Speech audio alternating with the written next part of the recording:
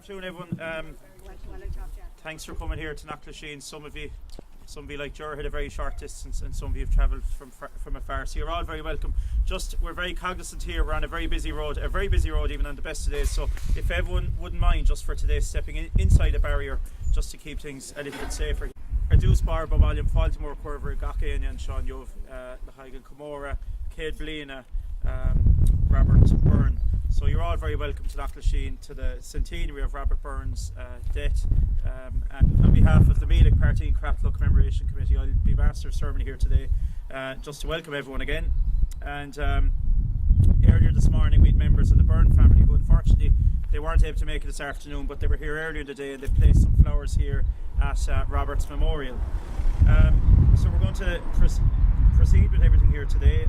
First of all, we're going to have Philip Doran, a local piper here from Meelick. He's going to process a reenactment group. We're very honoured today to have a reenactment group from Monasterevin. They call themselves Lord Edward's Own, and they're going to parade themselves in wearing the Irish volunteer uniforms of the period.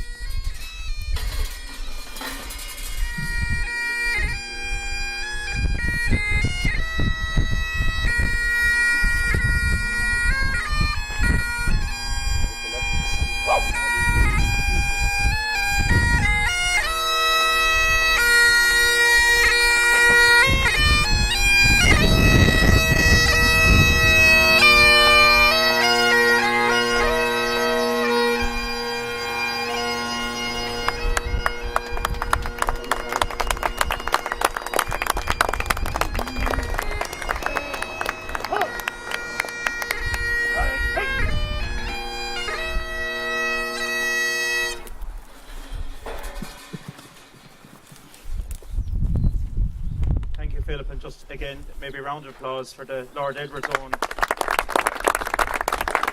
They're wearing the Irish volunteer uniforms for the period. They'll hang around afterwards if people want to get photos and things, but thank you very much, you're most welcome. I think a lot of us in Meelick, I've grown up here like a lot of you here, we have a huge appreciation of where we're living. It's very convenient. You've Iceland down the road, a city at the front of us, and you've the rural hills behind us. But I don't think we always appreciate maybe the historic significance of Meelick and its pivotal presence, I suppose, in the whole struggle for independence. So we're here today on the centenary of Robert Byrne's death.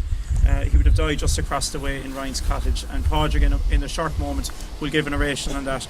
But when we think about history, we always seem to talk about the big names. They're usually, I think with regret, history has always written more about the men involved, less so about the women.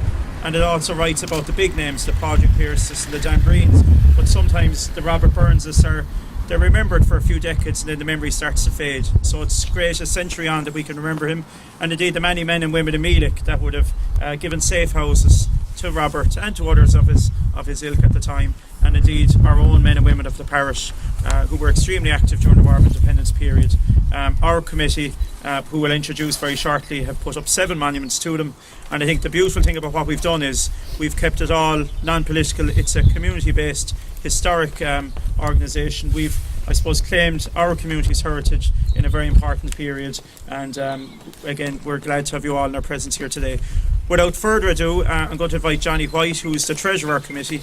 Johnny doesn't need any introduction anywhere, I think, actually. Anywhere I've travelled, Johnny is known, including well outside this province. So Johnny, you might come forward and recite the proclamation for us, please. Irishmen and Irish women, in the name of God and of the dead generations from which she receives her old tradition of nationhood, Ireland, through us, summons her children to her flag and strikes for her freedom. Having organised and trained her manhood through her secret revolutionary organisation, the Irish Republican Brotherhood, and through her open military organisations, the Irish Volunteers and the Irish Citizen Army. Having patiently perfected her discipline, having resolutely waited for the right moment to reveal itself, she now seizes that moment, and, supported by her exiled children in America and by gallant allies in Europe, but relying in the first on her own strength, she strikes in full confidence of victory. We declare the right of the people of Ireland to the ownership of Ireland and to the unfettered control of Irish destinies, to be sovereign and indefeasible.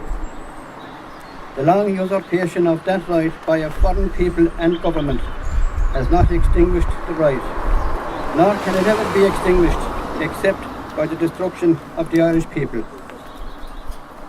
In every generation, the Irish people have asserted their right to national freedom and sovereignty. 6 times during the past 300 years, they have asserted it in arms.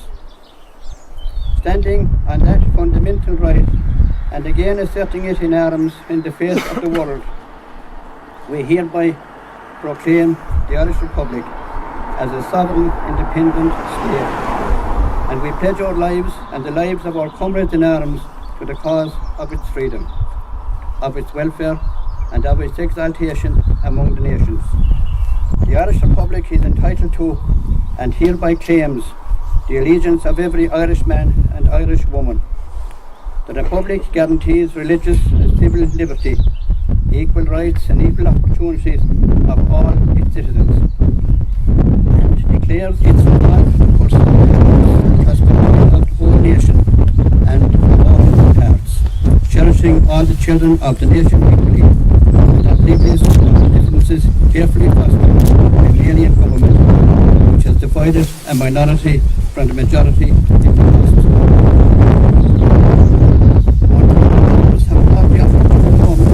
For the establishment of a permanent national government, representative of the whole people of Ireland, and elected by the suffrages of all her men and women.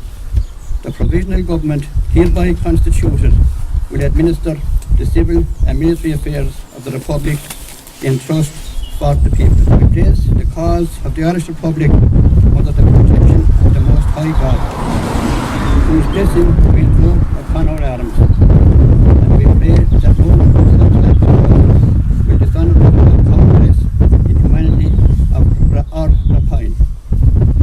In this supreme hour, the Irish nation must, by its valour and discipline, its children must support themselves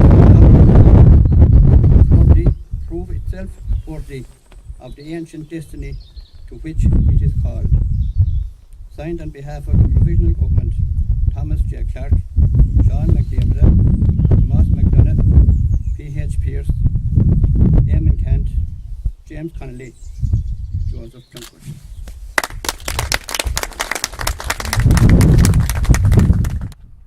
Thank you, Johnny. So next in our running order, just want to introduce Tim Crowe. We declare, in the words of the Irish Republican Proclamation, the right of the people of Ireland to the ownership of Ireland and to the unfettered control of the Irish destinies to be indefeasible in the language of our first President Padraig McPearse. We declare that the nation's sovereignty extends not only to all men and women of the nation, but to all its material possessions, the nation's soil and its all resources, all the wealth and all the wealth-producing processes within the nation. And with him, we reaffirm that all right to private property must be subordinated to public right and welfare. We declare that we desire our country to be ruled in accordance with the principles of liberty, equality and justice for all, which alone can secure balance of the people. We reaffirm the duty of every man and woman to give allegiance and service to the Republic, and declare it is the duty of the nation to ensure that every nation shall have opportunities to meet peace of strength and faculties in service to the people. In return for winning service, we in the Republic declare the right of every citizen to an adequate share of the produce of the nation's labour. It shall be the first duty of the Government of the Republic to make provision for the physical, mental and spiritual well-being of the children, to secure that no child shall suffer hunger or cold for lack of food, clothing or shelter, provided with the means and faculties requisite for their proper education and training as citizens of a free and Gaelic nation. The Irish Republic fully realised the necessity of abolishing the present odious, degrading and foreign poor law system, substituting therefore for a sympathetic native system for the care of the nation's aged and infirm, who shall not be regarded as a burden but rather entitled to the nation's gratitude and consideration. Likewise, it shall be the duty of the Republic to take such measures as will safeguard the wealth of the people and ensure the physical as well as the moral well-being of the nation. It shall be our duty to provide the development of the nation's resources, to increase the productivity of its soil, to exploit its mineral deposits, peat bogs and fisheries, its waterways and harbours in the interest of the people, for the benefit of the people. It shall be the duty of the Republic to adopt all measures necessary for the recreation and invigoration of all industries, and to ensure that after being developed the most beneficial and progressive cooperative and industrial lines, with the adoption of the Extension Irish Consular Service, trade with foreign nations shall be revived in the terms of mutual advantage and goodwill, and while undertaking the organisation of the nation's trade, import and export, it shall be the duty of the Republic to prevent the shipment from Ireland of food and other necessities until the wants of the Irish people are fully satisfied and the future provided for. It shall also devolve upon national government to seek cooperation of the government of other countries in determining a standard of social and industrial legislation with a view to a general and lasting improvement in the conditions under which the working classes shall live and labour. Thank you.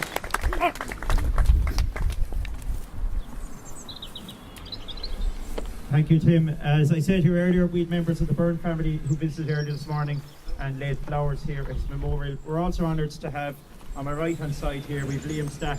Liam is a descendant of Michael Stack, who on that fateful April day 1919 was involved in the escape party that brought Robert from the workhouse, now probably called St. Camillus Hospital, to Knockalisheen here. So he's a direct descendant of Michael Stack, who was in the thick of it that day. We're honoured to have you in our presence here today, Liam, and we'd ask you on behalf of our group to lay a read, and immediately after the read is laid, we would have a moments of silence, and when I'll call an end to that, we would ask Lord Edward's own reenactment group to present arms. We would ask Lord Edward's own reenactment group to present arms, and then we would have our moment's silence to Robert Byrne and to all who died in the cause of achieving Irish freedom. So we'd ask Liam to present.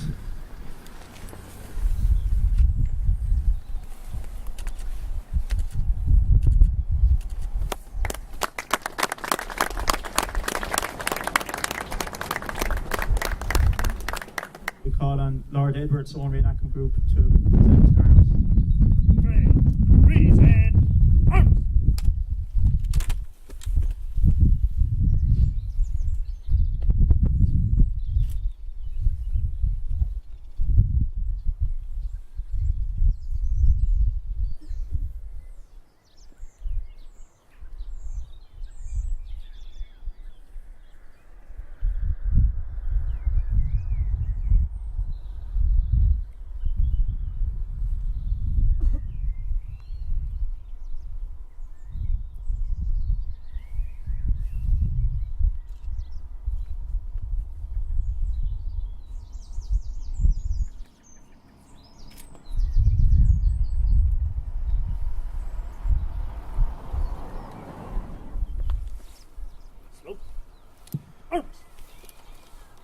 The minute silence is now concluded.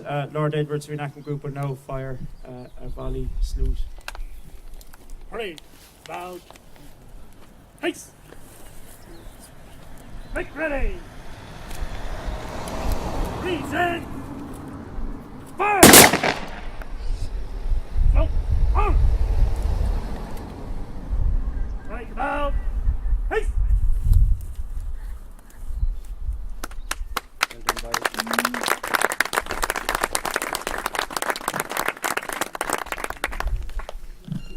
Thank you. That adds nice pageantry to it, and to see you in the uniforms of the period is very special, I think, to have it here in Meelick today. In a moment, we're going to have our main oration by Pádraig O'Rourke. Just want to take a moment to acknowledge the presence of other committee members here. This committee was set up, I'd say it's probably 8 years ago, Pádraig, is it? I suppose I'm interested in history, and pretty much everyone gathered here today is even your presence here confirms all of that. But I think for many decades we were oblivious. As I said, history fades over time, and Pádraig has been a huge driving force here in our parish, helping us to memorialise, I suppose, the events, particularly of the War of Independence, 1916 into the Civil War period. He's written some fantastic books. He never asked them to be plugged. He's quite a modest guy. They are fantastic. They're on my bookshelf at home. I've read two of them. there's a very big one I will eventually get to, but when I don't, Project thinks I've already read, but anyway, he knows today I haven't. They're fantastic books, Blood and the Banner of Rebellion, The Battle for Limerick City, and well worth looking at. Just want to acknowledge other committee members, Tom Toomey, a Limerick man. We've very much adopted him as our own. Tom as well as a published author, fantastic historian. We've Johnny White, who read our proclamation a while ago. We've Tom Gleeson from Cratloe. We've Eamon O'Halloran from Cratloe. Ger Hickey and Pat McDonough, both from Arda Crusha. We've Tim Crowe, as I said, from 6 Mile Bridge. Jodie O'Connor from Cratloe. And myself, Cathal Crowe. So that's our committee, 8 years in the running. And I suppose there was a real feeling in this community that there's a proud heritage in this whole independence period of a century ago. But we drive past all these crossroads and the Knockalisheen Road. We pass them every day, not realising, I suppose, the real historic and turning point events that happened here. Robert was the first Republican casualty of the War of Independence. There was huge fanfare and commemoration in Solihull Beg just a few weeks ago, but this is the first casualty from the Republican side of that period. So without further ado, have an introduced Padraig. I would ask him to deliver his oration. Mar gealar an Dublin atá idir glúisteach na pobl agus an Gaeilge. Tá sé thar bheith harúnach den ócáid seo chun beagán iad rá ar chéad. Cé bliain tar éis an éirí amach agus cúpla saoirse. Tá bhéilean í méal bás a ríist agus ní féidir linn an bheilean a chur ar na sanscoil sin. Tá sé álaigh mar geall gur heith mar an phobal is ar an rialtas é. Ach mar tíre bhí an tagart fibli de slán agus beagán Harlíonn nó a dhéanam an faoi. Bhealach teanga í labhart agus má tá méid de riara faoi glúin na poblachta a chamóra agus a chamóra. Caithfidh an teanga a bhabhlam is í agus is ceart na Gaeilge cosach is í an bhain í sin i gcomrád leis an íbert i dhéan sin ars an í rit Cleveland. We have come here today to honour the memory of Robert Byrne. Most of us who have come here have no real oppression, internment or military occupation. And the reason why we do not know these things is because Robert Byrne and his comrades did. That generation risked their lives so that future generations like ours might know liberty. Robert Byrne was adjutant of the 2nd Battalion of the IRA's Mid-Limerick Brigade and the Limerick Group President of the Post Office Workers Union. He was arrested and jailed in Limerick Prison for possession of arms and ammunition in December 1918. Byrne immediately went on a hunger strike, and when his health began to deteriorate, he was transferred to St. Camillus' Hospital and was guarded round the clock by an armed detachment of the Royal Irish Constabulary, Britain's colonial police force in Ireland. Exactly 100 years ago today, a group of his IRA comrades made a bid to rescue Byrne from hospital. And in the course of the rescue attempt, one of the policemen, Constable James Spillane, stuck his revolver into Byrne's chest and shot and fatally wounded an unarmed and completely defenceless prisoner. Following Byrne's shooting, RIC Constable Martin O'Brien drew his gun to attack Byrne's rescuers and was himself shot dead by the IRA. Byrne's comrades managed to free him and brought him here just across the road from where we stand to John Ryan's house at Knockalisheen, where Byrne died from his wounds. Byrne was the very first IRA volunteer killed in the fighting between the British forces and the Irish Republican Army since the beginning of the War of Independence in January of 1919.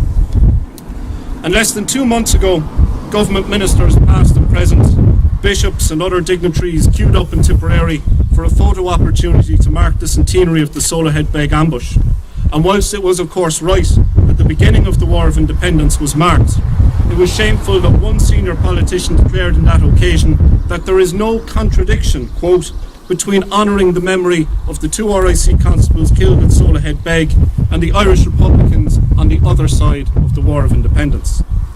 Now let there be no ambiguity about this point. Robert Byrne died 100 years ago, struggling for the rights of the Irish people to live safe from foreign tyranny and domestic oppression and exploitation, whereas Constable O'Brien died a century ago in the service of British imperialism. Today there are 193 countries that are member states of the United Nations. The British invaded 171 of them in their quest to establish the global empire that Constable O'Brien died defending.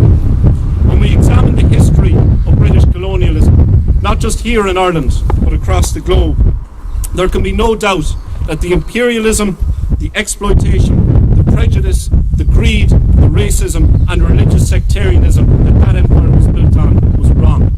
These things were wrong 100 years ago, they are wrong today, and they will always, always be wrong. And no amount of academic revisionism or distortion by political and media elites can change that fact. So when I look around today, I wonder, where is that politician who was so eager to commemorate the RIC and those who fought to keep Ireland under British rule? And why isn't she here today? Where are all the dignitaries and bishops who turned up for a photo opportunity 2 months ago? And why aren't they here today to help us remember the first man who died fighting for freedom in the Irish War of Independence? They aren't here because they are either ashamed or they are scared of the ideals that Robert Byrne died for. Because Irish republicanism is not just about partition. It is not just about national independence. Irish republicanism has always been something far greater than 32 county Fort Greenfield nationalism or shallow jingoistic patriotism. For over 200 years, the principles of Irish republicanism have survived and endured because they are based on the reality that the people of Ireland alone have a right to decide their destiny, and that nobody who calls this island home is superior to any other because of their birth, class or creed, and that all Irish citizens deserve to be treated with equality and respect. In a real republic worthy of the name, tens of thousands of our fellow citizens would not be homeless, and no family and no child would call a hotel room home. In a true republic, men and women would share power equally. Our constitution would not state that a woman's place is in the home, but rather it should be in any place or position that she aspires to. And in a real republic, we would not have outsourced cervical cancer screening, condemning dozens of women to death because our politicians felt that saving money was more important than saving women's lives. In a true republic, there would be full separation of church and state. All of the children of the nation would be cherished equally, and no child would be marginalised in our education system because of their parents' faith or lack of faith. And in a real republic, we would acknowledge the sacrifices and ideals of those like Robert Byrne, who died fighting for our freedom by teaching our country's history instead of removing history as a core subject from the secondary school syllabus. Commemorations like the one we're holding today and monuments like the one we stand in front of are a very fine way of commemorating Robert Byrne and his comrades who died for our freedom. But no finer monument could be built to them than the republic for which they fought and died. So Shine and Ishiguve Gurumila Mahaka.